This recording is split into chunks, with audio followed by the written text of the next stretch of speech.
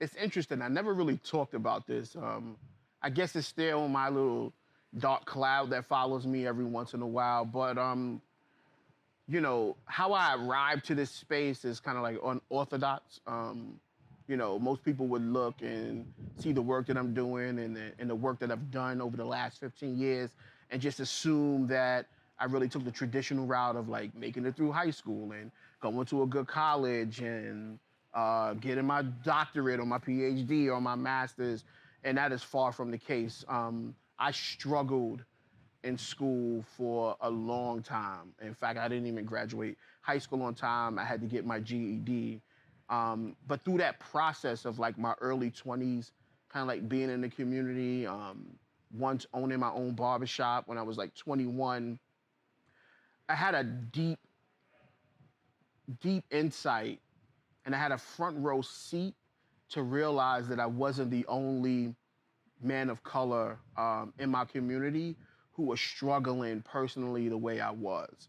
And oftentimes, we are told that, you know, in order for us to experience success, we have to be good at something.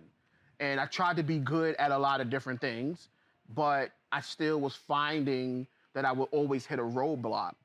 And then I was introduced to transformational education. And then I was able to learn how to become a facilitator of transformational education.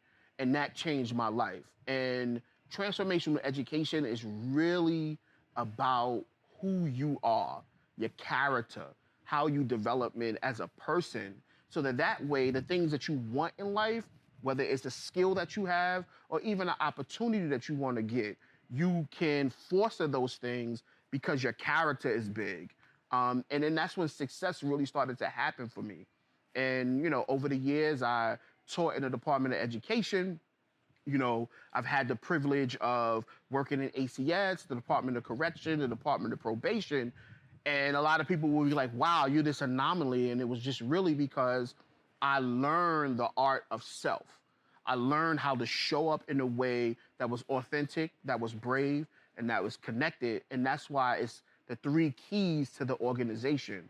I want young men or I want people to realize that I am no different than you.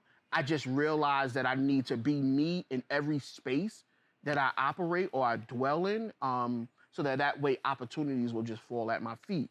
And that's how I arrived. I'm just a typical young man from Bed-Stuy, Brooklyn, grew up here all of my life. And I had a lot of the same struggles. I had my first child when I was 15, my second child when I was 21. And, some people probably would have counted me out years ago, or I probably would have been one of the statistics that they write about so often. And I didn't allow that to define me because I redefine myself so that way I can gain the opportunities that I deserve.